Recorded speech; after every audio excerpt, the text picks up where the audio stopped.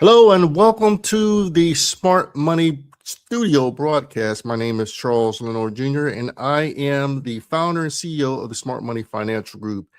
And I am super excited because in this episode and a series of episodes that I'm going to have after this, we are focused on Women's History Month because it is March and March is designated as Women's History Month. And so I've got some rising star entrepreneurial super bad women that are coming on this podcast in order to share their experiences with you all. And listen, these women have done some marvelous things in their career, in their space over many years. And so I know that they're going to bring a lot of value to you all and that you're going to get something out of this.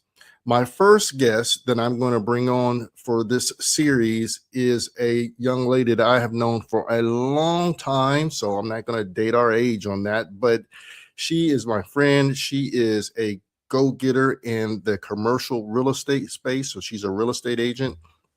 And she's doing great things. And I'm just super excited to have her share some with you because, like I said, I believe you're going to get a lot of value out of it. Now, we were stationed together in the Army, so she's an Army vet.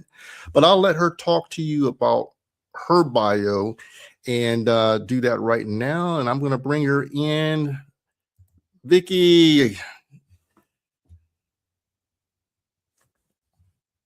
Hold on, let me unmute you real quick. Okay, there you go. All right, so ladies and gentlemen, this is Victoria Scragg. She is, like I said, an Army veteran. She's also a commercial real estate agent in the state of Arizona. And no, I'm sorry, New Mexico. And she's been in that space for a while, but I'm gonna let her introduce herself and talk to you so that you can get a better understanding who she is and what she can do. Charles, thank you. Thanks for having me. Hi, everybody. Good morning. My name is Victoria Scragg. As he says, I'm a retired military, spent most of my career in security management and military police operations, law enforcement, things like that. And, got out of the military, returned home like most of us do. When you're gone so long, you have this desire to come home. And that's even though I had the opportunity to stay and do some things where I was stationed, I decided I just wanted to get home back to my family. So when I came home, I decided to get to school. My parents live here in Alamogordo, New Mexico. That's what brought me here. My plan after retirement was to get educated on how the civilian corporate world works. And that's what brought me here into New Mexico after retirement. So, Vicki, the military, of course, is a very tough career to have, as you know. And we were in the military at a time where there was a lot going on. Mm-hmm. There was Iraq, there was Afghanistan, and those deployments came back to back a lot of times, and they often were long, arduous, and the nights were long, the days were long, heavy tolls on the body.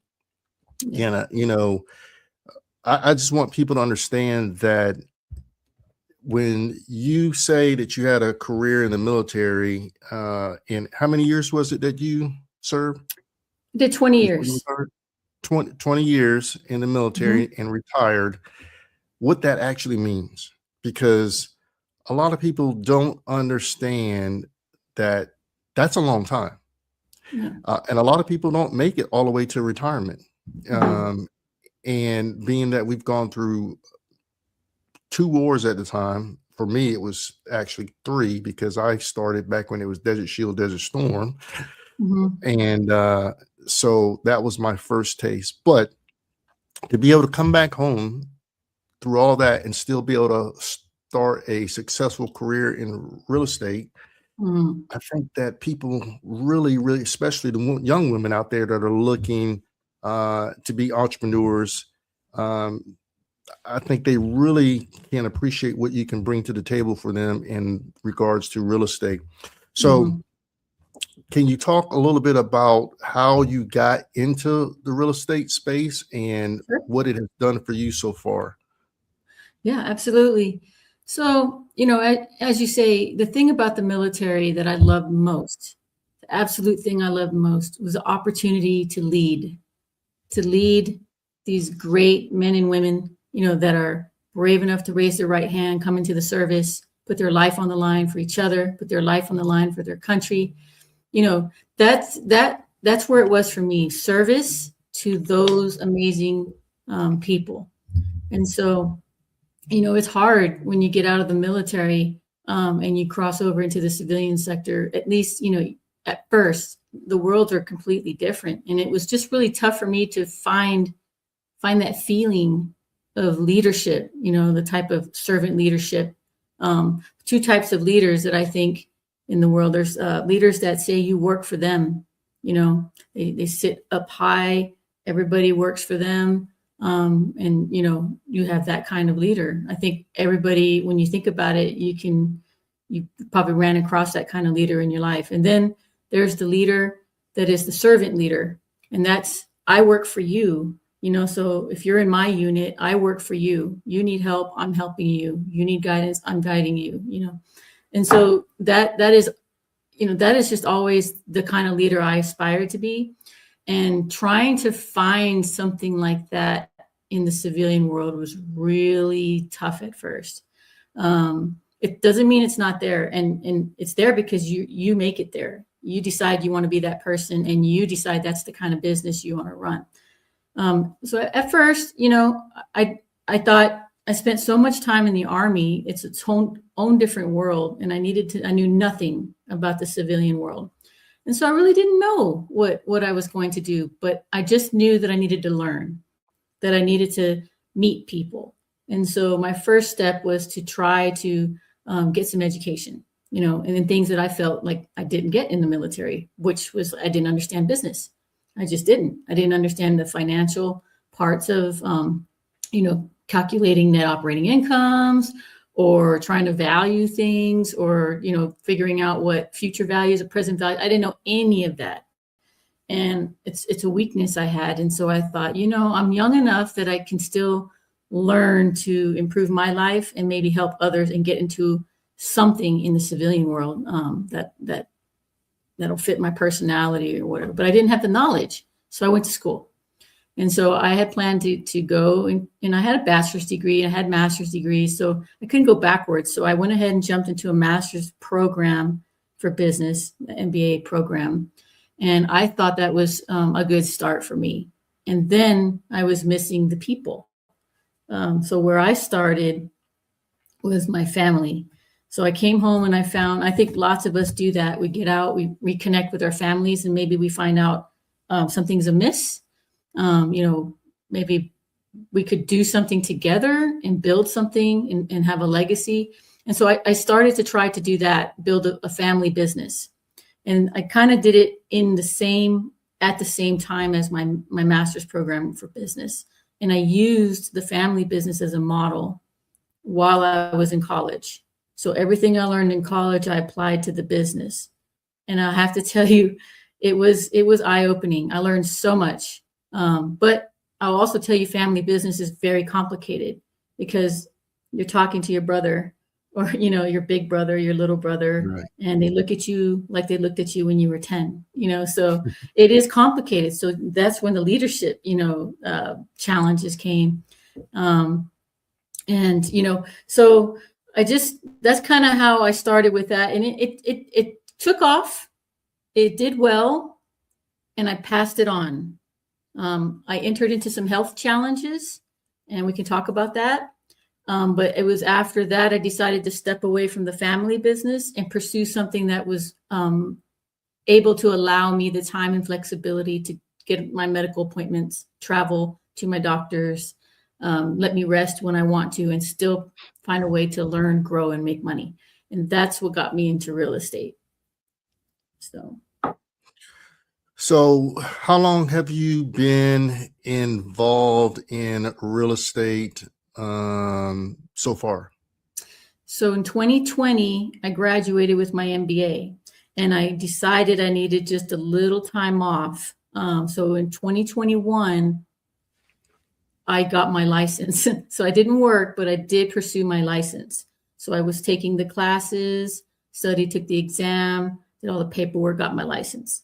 So at the end of 2021, start of 2022, I got my real estate license and started working in real estate.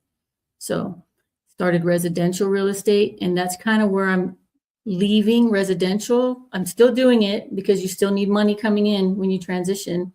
I'm still doing that, but I'm setting off on a new path into commercial real estate right now. So Okay. I feel like I've been So, doing it for 20 years, but the reality is it's been since 2022. yeah, well, when you're a go-getter like you are, you're spinning those wheels so fast that time seems to go by so quickly, and you're really Mhm. not, you really haven't spent a lot of time in that space yet, but it just feels like that. So I can get where you are on Mhm. that now. Mhm.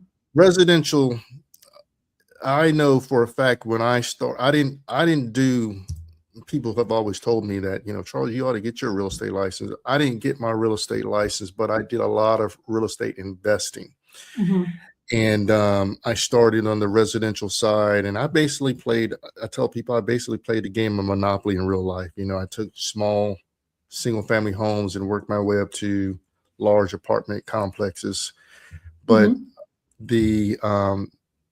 the thing that intrigues me is that you said, I like residential, which is where the majority of real estate agents start out with. Mhm. And then you said, hmm, you know, there's something about commercial. Mhm. So I'm kind of intrigued, and I know the audience is going to be kind of intrigued. What made you feel like, hey, I want to leave residential and kind of Mhm. transition into commercial property? What about commercial property or commercial real estate really grabs your attention? So there were some lots of things that led up to that. I always had this entrepreneurial thing, in my heart, which with the family business, getting my MBA, things like that. What frustrated me with residential real estate, and don't get me wrong, residential real estate is a business, was that I had all this knowledge from my schooling, um, you know, to the financial analysis and stuff like that, and I wasn't able to use that knowledge in residential real estate. It just wasn't part of the equation. It wasn't.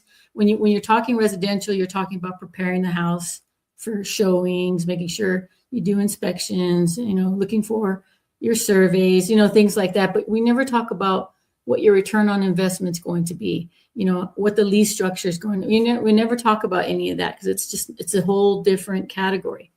So it was frustrating to me to continue on in residential real estate and know that I had this knowledge that I was not using, that I worked so hard to get through that program with cancer, and chemo and surgeries. And I graduated with all that information, and then I wasn't really applying it.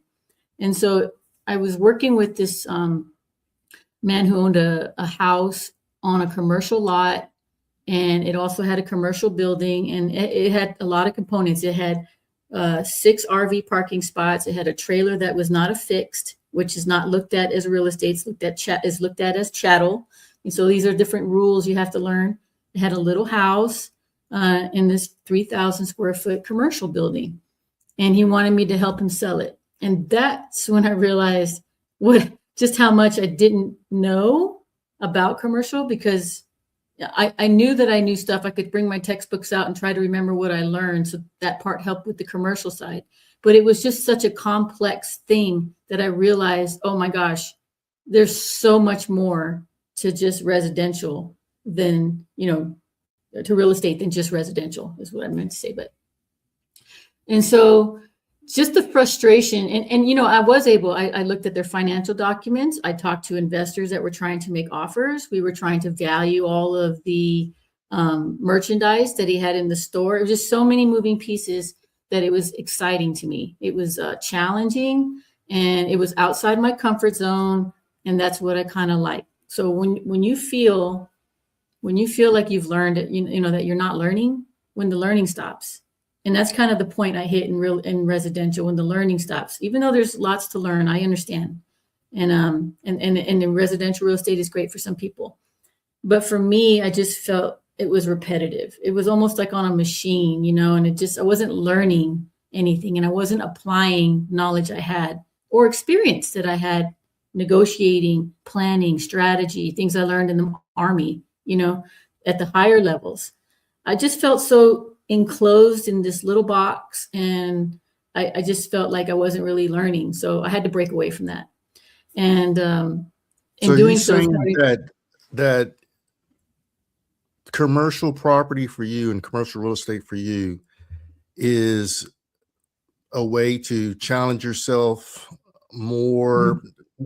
And I guess one of the things I want to bring out about your transition to this is obviously there's some challenges to commercial real estate because you don't see a whole lot of women in that space.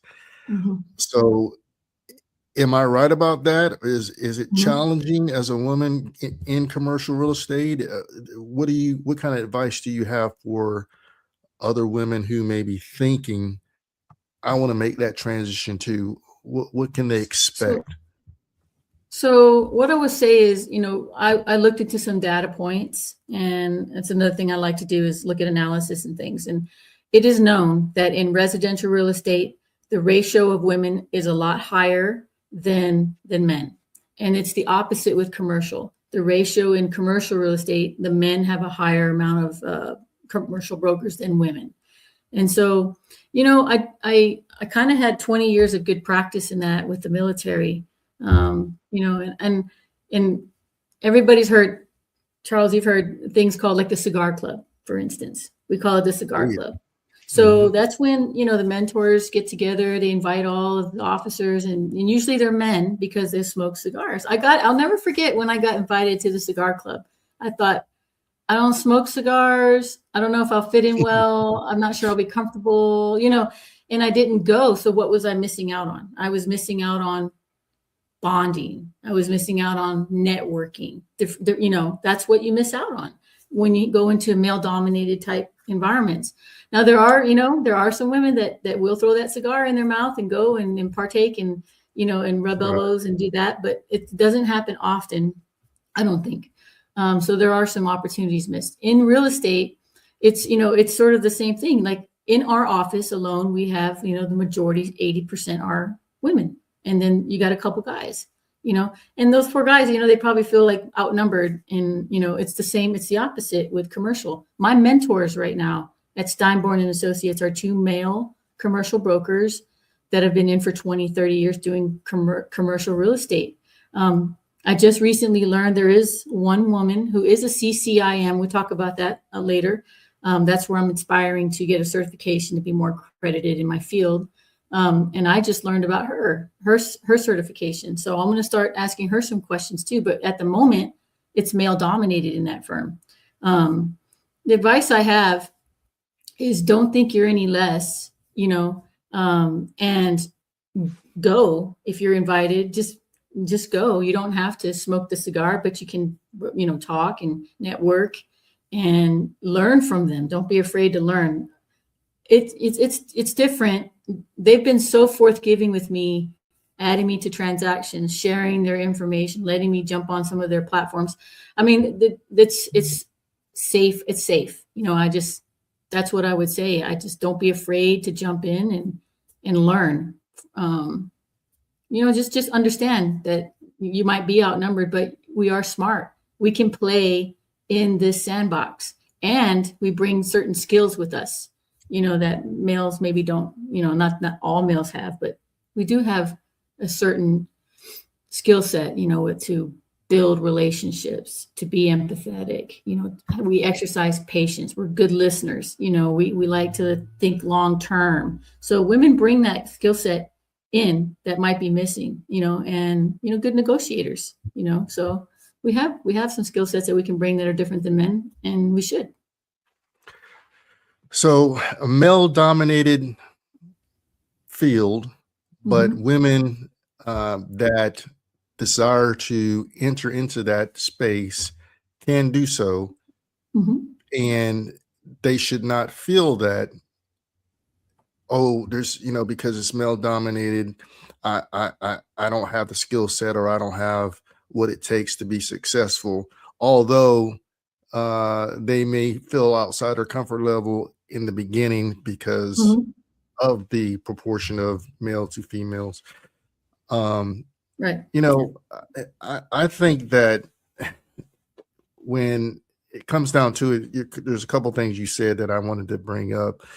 You mentioned the cigar club, and I'll just say um, one of the things that's not necessarily the cigar club, but that males did a lot of to bond and get information was on the golf course. Mhm. So, Mhm. like the golf course is one of those male dominated areas where a lot of business happened in the army, Mhm. and you know, if you didn't know how to golf and you kind of like blew it off, then guess what? There was a lot of important conversations that happened that you may not have been a part of simply because Mhm. you didn't know how to interject yourself in there. So I think that was Mhm. really good, sound advice to let women know it may be challenging because you're going into an area that is dominated by men, but you got to figure out how to get in there and you got to figure out, you know, what what you bring to the table, the skill sets that Mhm. you bring. Don't be scared to use them.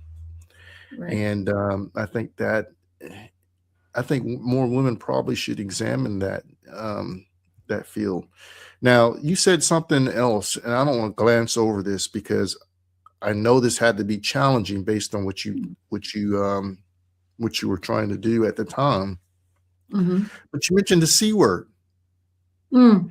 Yeah. and you just kind of like glanced over that, and I was like, Wait a minute, what?"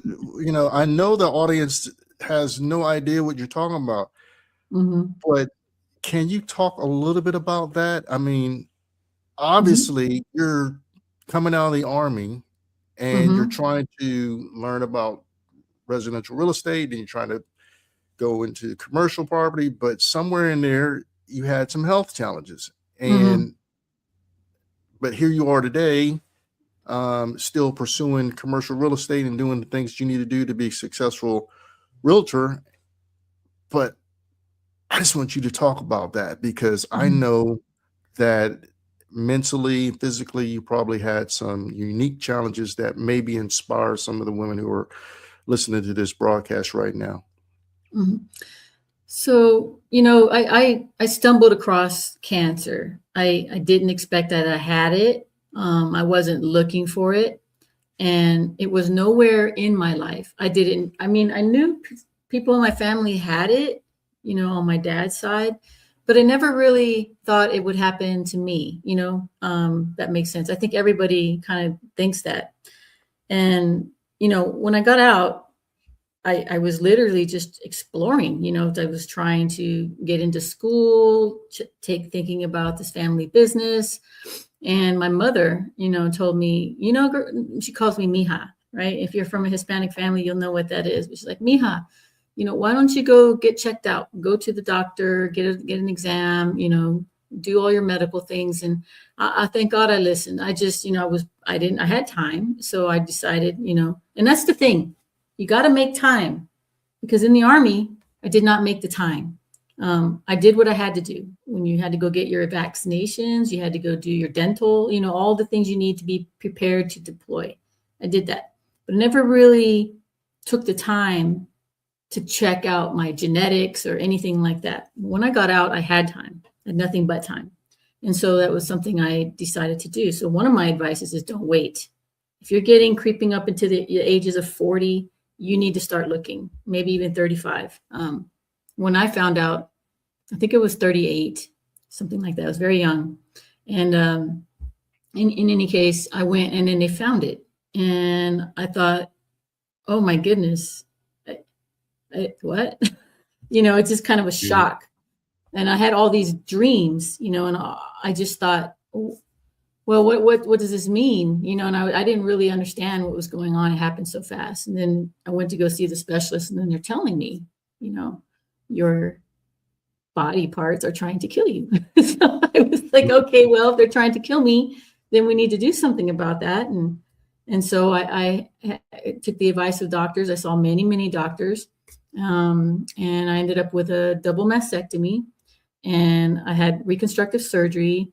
I went through 1 year of chemotherapy and a second year of chemotherapy pills, which was awful. And then 2020 hit. So we had COVID on top of that. Somewhere in there, I had a problem with my wrist and was in a cast for 6 months. So it was just a very bad time. And I just remember my doctor was trying to encourage me, believe it or not. Well, she wasn't trying to, discourage me from school, but she did say that I probably wouldn't have the mental capacity to stay in a program like an MBA program while I was on chemo. So I should pursue that after. And I just didn't want to let go because I had worked so hard to get in. And then I was in already. And I knew I had these challenges, but I didn't want to let go of that. And this is what I thought about cancer.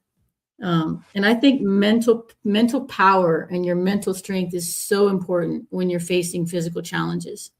Because what I thought about cancer was, I knew I had it, but I remember so many times looking at cancer dead in its face and saying, I don't have time for you. You are in my way and you need to get out of my way. I don't have time for you, and you're screwing up all my plans. And so this is the conversation I had with the illness. And I didn't pay it any mind. I didn't give it any credence. I did do my treatments, and I stayed on my path. No matter how difficult, how tired, I stayed on the path. I went to school.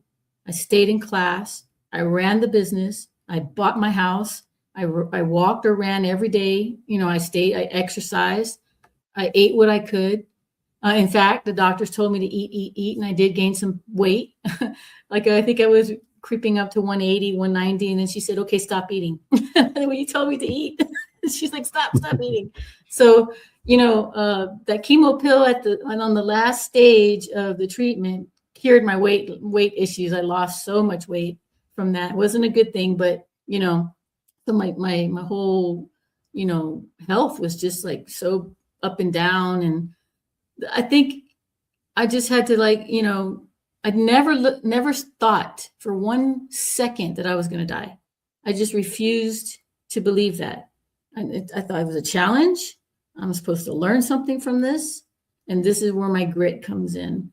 And that's it. I had goals and I wanted to stay on them no matter what. And I did. And I'm so happy I did that, because that's where I am today. And I'm able to give this same advice to people.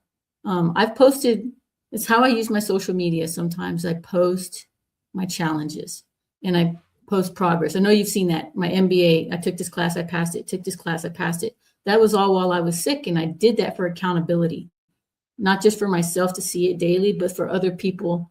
Yeah, I needed the support from the community to say, good job, and keep me accountable, because I just that's what helped me keep accountable on my goals. So I didn't know one person that had cancer besides family members I've never met. And all of a sudden you get cancer and it's everywhere. It was everywhere after that. Everyone I talked to had cancer. I went to the cancer center. There's 1,000 people in there. I run across, I see pink everywhere. I was so tired of pink, honestly. I really was. People were giving me pink this, pink that. And I said, please, no more pink. I just got tired of pink. It was everywhere. And it is everywhere. I mean, if you've not been touched by cancer, and I hope you never are, if the time comes that it touches you in some way, you'll see it's everywhere. We just close our mind, we close our eyes to it. But you have to take care of yourself and pay attention. And that's a very, very important point that you brought up. And thank you so much for sharing that, because I know that probably was difficult just for you to talk about. I mean, I know you probably have come a long way since then, but sometimes when we're at our weaker points or we have challenges, it can be difficult to talk to people outside of our circle about that. But I'm so glad you shared that, because one of the things that I think that as entrepreneurs or go-getters, especially like us who are coming from a background of the Army where we're taught to kind of ignore pain and ignore certain things and just just keep pushing through. It has its pros and its cons. The pros are you can push yourself a lot further than you ever thought you might have been able to go. But the cons are we often neglect taking care of ourselves. Self-care is neglected, families neglected, friendships are neglected, relationships are neglected. So much can be put on the back burner, and it takes a jolt sometimes, no matter what way that jolt comes, whether it's through your a health scare or whether it's through something happening around you with your family or your friends. Sometimes it takes a jolt to kind of get your attention, like, hey, I need to refocus. What is really a priority to me? So that was powerful, Vicki. And I personally, I want to thank you for sharing that and sharing it in a way that I believe someone out there who's watching this can take some value from this and say, you know what? I am like that. I can push and I can push and I can push, and I want to achieve whatever I want to achieve. However, I might need to just take a break and just check on me every now and then, because your mental state, your physical state, your spiritual state, they all work together. And if one is out of balance, the other two could be out of balance. So I appreciate that. The other thing that I wanted to ask you in terms of, being a real estate agent and transitioning on the commercial side and all the education and stuff that goes with it is obviously on the residential side, you deal with a different type of clientele. You deal with people who are looking to be homeowners. Maybe their dream home could be their first dream home, or maybe they're, actually working on their second or third home, depending on maybe you're like us, prior military, and you PCS from one place to another. But what is the on the commercial side? What type of client are you dealing with more often than not? And what kind of mindset do they have? And as a follow-up to that, if you are looking at doing commercial or going into that space, someone who, not as a real estate agent, but maybe as on the client side, is there some tips that you would give them to be able to prepare themselves that's probably different than what you would give out to somebody who's just looking in the residential space for a single family home? Sure. So the two types of clients I've been interacting with on the commercial side are owners, operators. They're called owner operators. These are folks that want to run a restaurant, have a family business. They a tea shop, something like that. They're in it. They're operating. They need the facility to run their business. Those are owner operators. And then you got those two types of owner operators. You got ones that want to buy and purchase and have a permanent place. And then you have one that is renting, that are looking to, rent a space or lease a space. The other type is the investor. And the investor doesn't really want anything to do with occupying the property, whatever type of property. It could be a big commercial building. It could be a multifamily type hotel or apartments. So those investors really just want the lease money every month, every month, and they get their revenues from the lease income. So, and then later, once they reach their goal, whether they reach their return on investment, then they want to have a strategy to get that sold to get more. And that's how, and then they go to the next, or they keep it and they just get the lease income. So those are the two types. You have the owner operators and you have the investors. Some of the things that with the owner operators, when I run into them and we talk and we're looking for space that they may not understand. And this is kind of important. I see this a lot. So you have a young couple, they're looking to open up a business, a nail salon or restaurant, but they've never took the time. They're what we call dreamers. I call them dreamers because they have the dream there, but they don't have a business plan. They don't have income, or they don't have money saved up where, a landlord would feel comfortable leasing them the space and getting into a contract with them, knowing, make sure that they can make their lease every month. So they got a good idea. They're excited, but when it comes down to what we call the application, because just like you got to fill out an application when you want to lease rent a home. You fill out that application. They want to check your credit. They want to check your finances. It's the same on commercial. We have an application.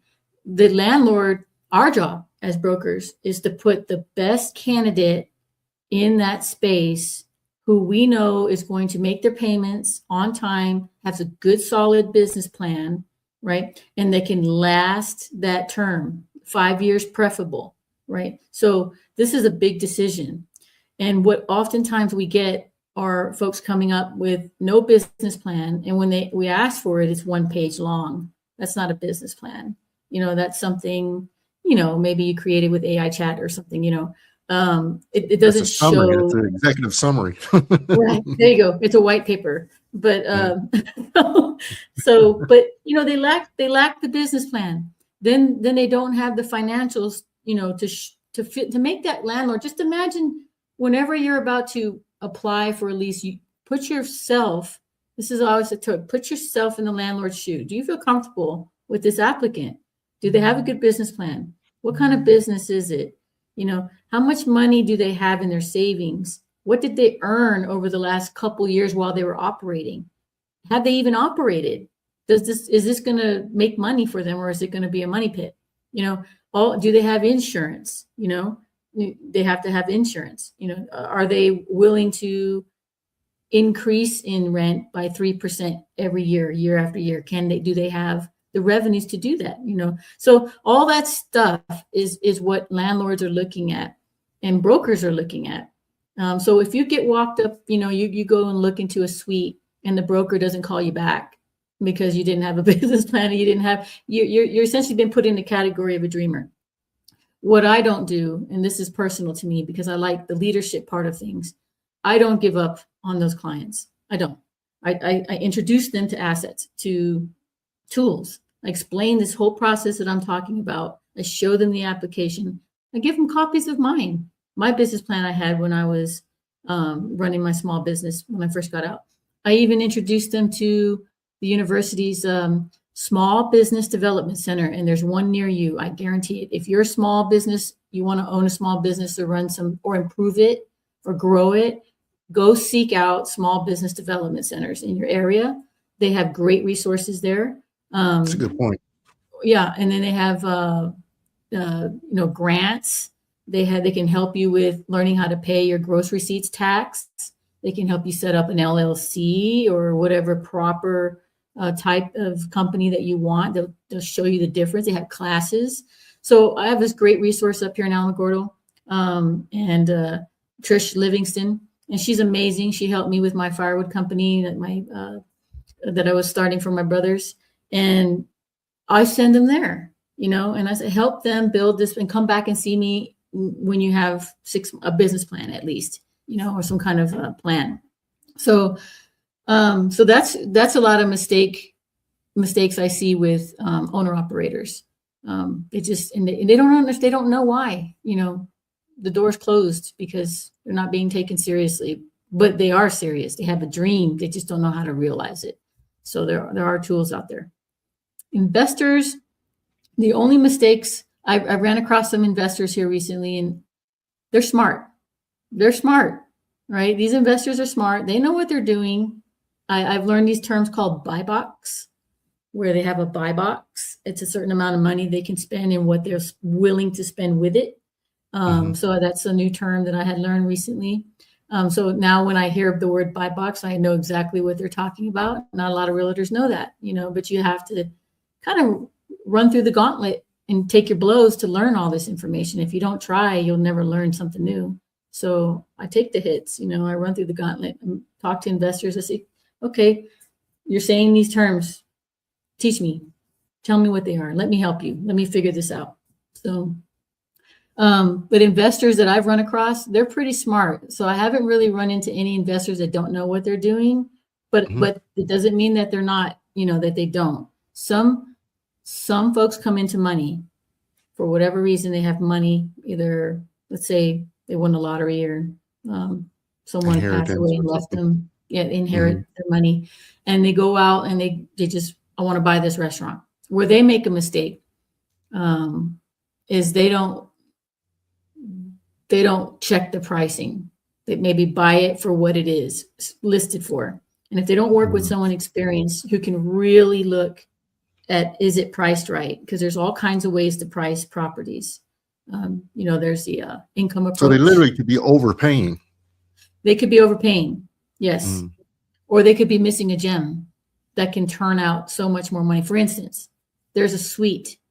It's got 5 suites. Let's say a broker maybe doesn't know what they're doing with it. For some reason, they price it $300,000 for this building because they're going off square footage. But what they're missing is the income potential of it. There Leasing you it go. up first, right? So Yeah. you want to lease it up. Now you've got a rent roll of income coming in, and now it's a whole different animal. It's not just a vacant building. So commercial is not the same. A vacant building is not the same as a leased up building that's got rent roll coming in. That's a whole different price. Oh And yeah. so if you can't explain that to the investor, they're going to overpay or underpay. You're going to undersell someone who's selling the property, maybe just, ripped off because they're just getting 400,000 when they could have waited 8 months, 10 months to lease it up and get so much more. So there's just, it's really about the strategy you use. And if you don't know what those strategies are and those different formulas, replacement costs, for instance, when brokers price out, say, an auto shop, something real world here, and they price it at $1 million. But the business, if you don't look at the financials and you don't know what you're looking at, say the business is not a good business, it's not turning over the net operating income, maybe they're backwards, maybe they're borrowing just to stay afloat, and they racked up debt. If you don't know what you're looking at and you're trying to sell the business for $1 million, investors are smart. They know what they're looking at. They're going to look at the financials. They're going to say it's not worth what you're trying to sell it for, and then they'll walk away, and the property will sit on the market and sit on the market. And so if you do your homework and you know what you're looking at with the numbers, you can talk to the sellers and you can tell them, look, I know you want to sell it for this, but this is the reality.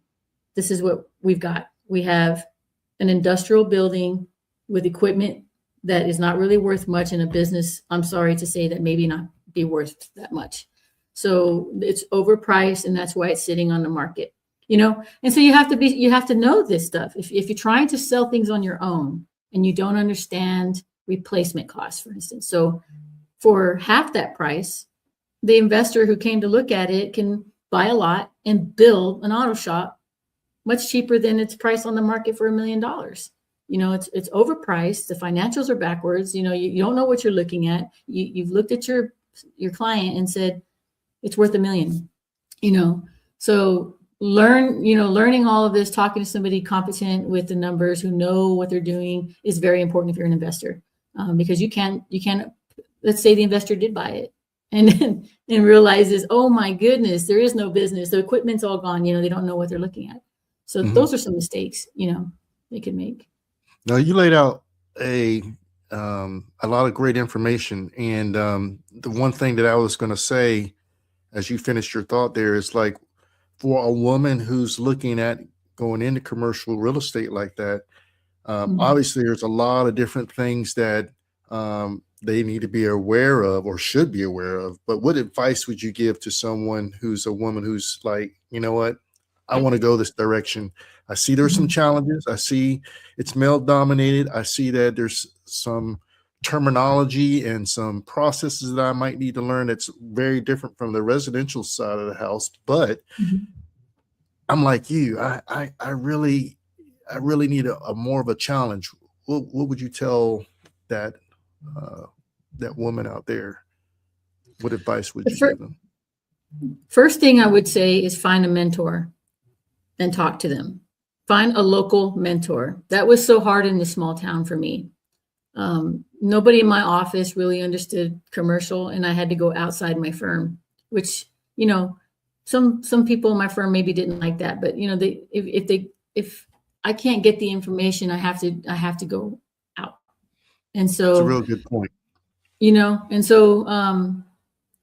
you find a mentor, somebody who can, you tell them you're interested, ask them if you can learn from them, maybe watch them do a transaction, show up at one of the showings that they have or a meeting that they have, just to take notes and absorb, be a sponge. So that's kind of where I started. I went to this other firm, said, you're the only one I know that sells commercial in this town. Would you mind taking a look at this for me? Can you explain these terms to me?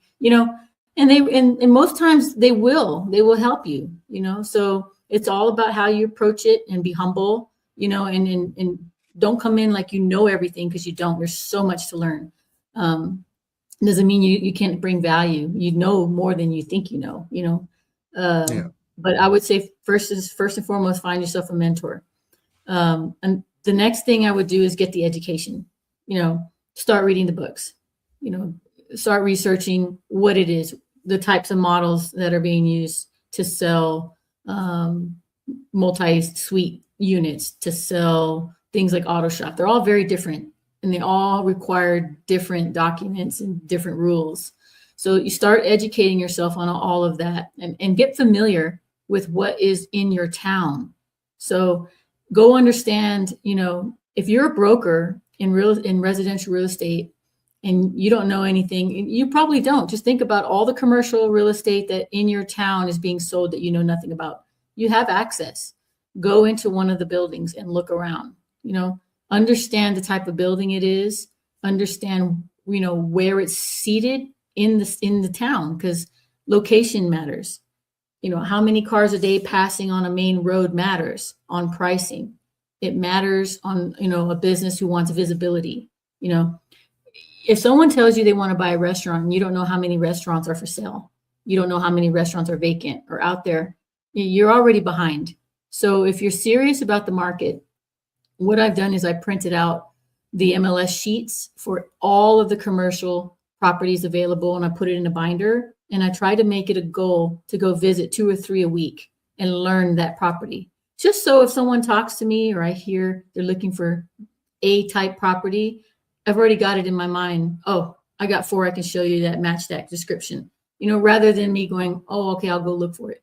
So really just kind of build a smart book of the properties that are available. So you had to learn your market, learn what's available in your market, understand the rules about what makes it valuable, location, traffic, zoning, what's next to it matters. You can't open a daycare next to the pot shop. There's all these different rules that you have to understand. And then don't wait until you're comfortable 100%. Hold on a second. Sorry. That analogy, you can't open a daycare so next to Right. That was a good They're one. popping up everywhere. It's a problem. I know people are not gonna glance over that. I mean, I'm gonna hit rewind and listen to that again. That was funny. You kind of snuck that in there. Anyway, I just wanted to laugh at that one. But go ahead. Can I expand on that? On a real world case. I had somebody call me. They wanted a vacant building on 10th Street. It used to be a daycare, right? It was a daycare. It had everything in it, the tables, the chairs, the chalkboard, everything. And I was excited. I said, I got a buyer. I got the asset. I can make this work. And I get over there and there's a pot shop next to it. And then I go to the county office and I talk about the zoning, the zoning issues. Are they able to run a daycare because of this pot shop? No. They can't use this facility as a daycare? No. Well, why did you allow them to open a pot shop next to this daycare? Why did you do that? And they said, because the previous owner had the license expired.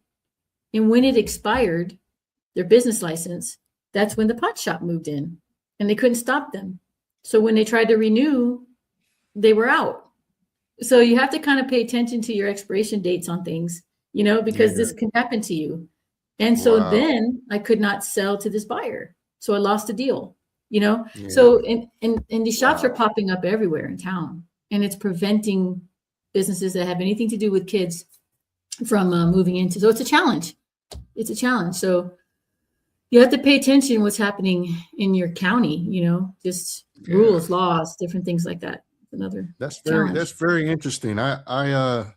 I'm glad that you shared that because it's a real world situation Mhm. that if you don't do your homework, you definitely could be affected. And in your case, you lost a deal because of that, but Mhm. um, at least you got an understanding for the future how something like that can impact a sale and impact one of your clients.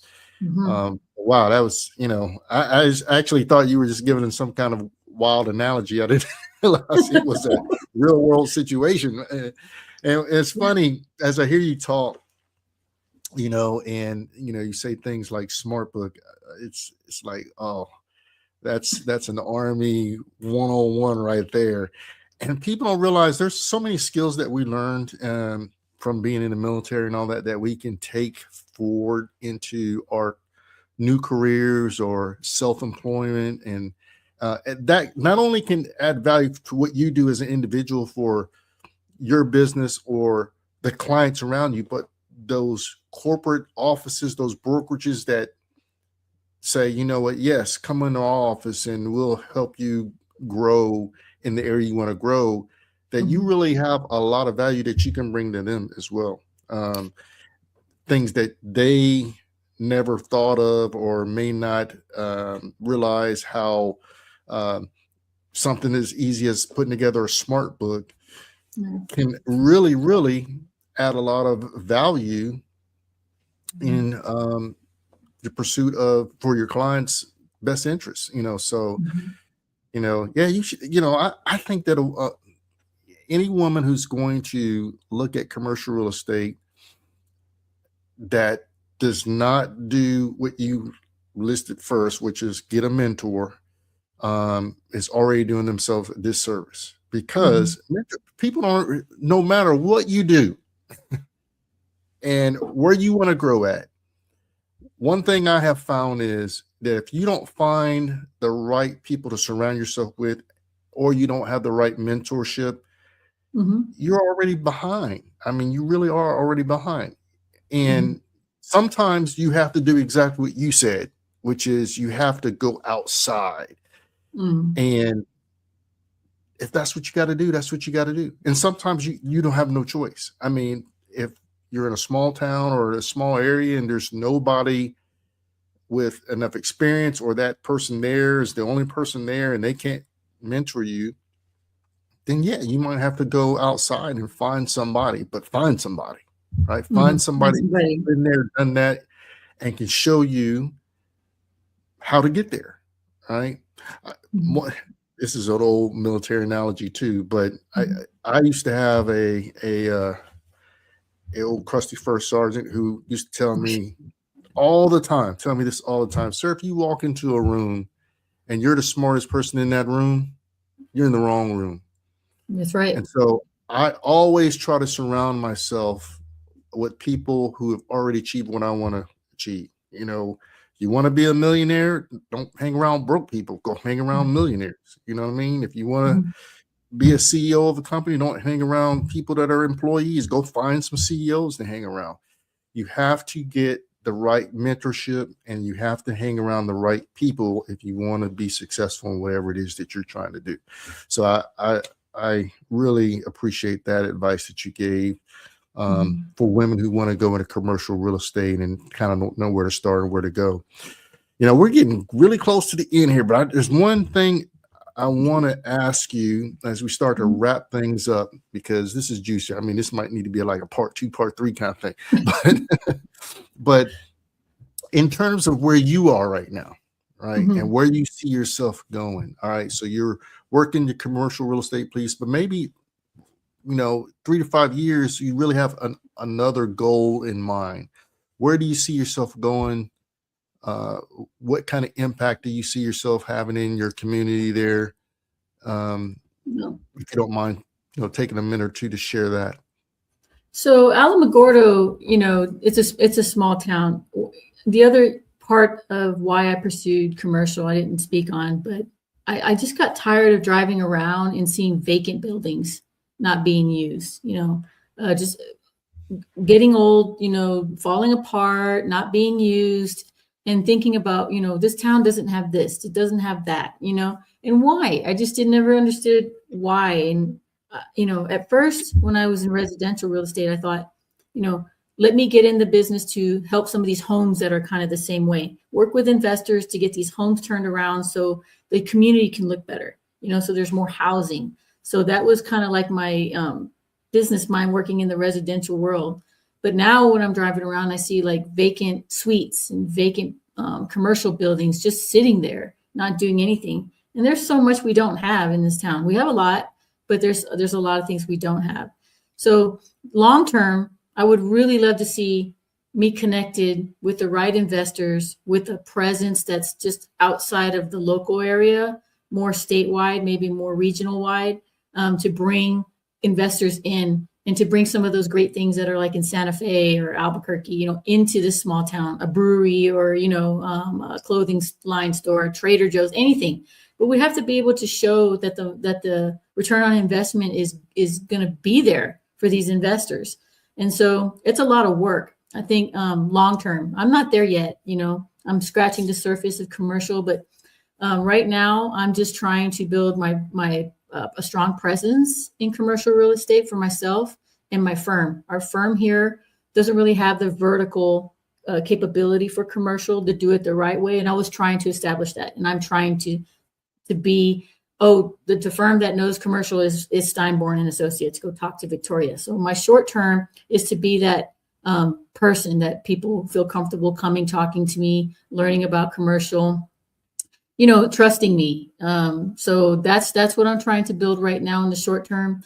Also, I want to deepen my network. So I need to do that. I'm going to start going to conferences. I need to start, building my network out, sharing and collaborating with other agents, not just in New Mexico, but El Paso here in Texas. So I just joined this information exchange network that is starting to invite me to come in and, partake in the conferences and stuff. So I'm going to start doing that. And I applied for scholarship. The El Paso has a CCIM chapter. It's where you can get your certification to really be respected in the commercial world.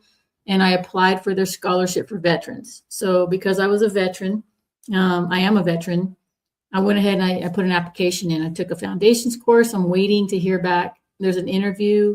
If I get that, then I will start my CCIM journey to get certified and start working toward a more professional designation for myself. So in the future, I really like where I'm at right now with Steinborn and Associates, and I plan to be there for a while, but maybe in the future, I would like to operate my own commercial firm here in town or wherever life takes me, and, and start my own firm and maybe get some brokers in that I can mentor and provide opportunities to.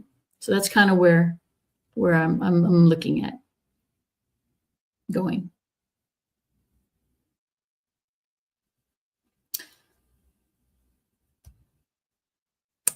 I lost you, Charles.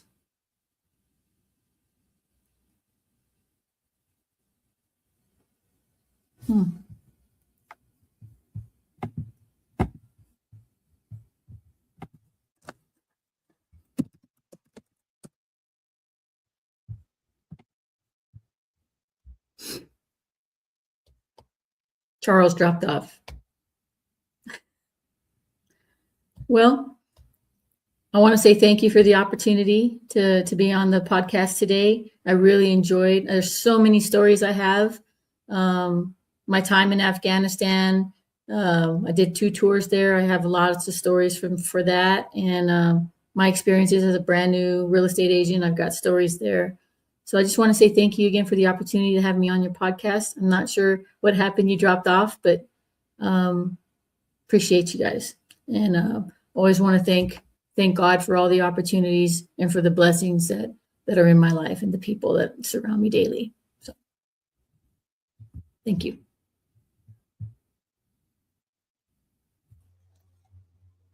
Okay, you lost me for a second. I did.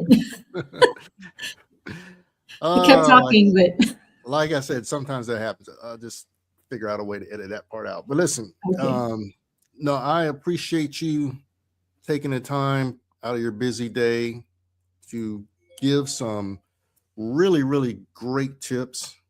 Tell us where you are, sharing with women on women's history, about what it's like to be an entrepreneur, what it's like to have all kinds of challenges thrown at you as a woman, everything from health challenges to challenges in the workspace, but still be able to overcome those challenges and still have a way forward. And I think a lot of people are going to get something out of this this podcast. I hate that it kind of terminated the way it did on me, but like I said, we'll edit that part out. But I really appreciate you coming on. Now, I will say this, though. There's one thing that I do want to add that I don't know if you were able to cover a little bit of it while I was taking a break there, but as a part of this being Women's Day, right? Is there any woman in your life throughout your childhood or today, other than mom, you know, because mom's always going to be our hero, that you would like to share with our audience that kind of inspired you, motivated you as you were growing up to kind of take the next step, that, you know, we, as not knowing you personally, be like, wow, you know, I never thought of that person. So we talked earlier about, Cynthia Rothrock. So I was in martial arts when I was real little. My father insisted I learn how to defend myself because I did get handled on a playground when I was 5 years old. So, and so you know, through my martial arts, you know, and I had all these these heroes, like Bruce Lee. Everybody's got Bruce Lee. We have Chuck Norris, you know, Steven Seagal, you know, and I just watched a lot of films. I really just love my senseis that I had throughout my life. And I might be saying some words people don't know, but if you're in martial arts, you'll track with me here.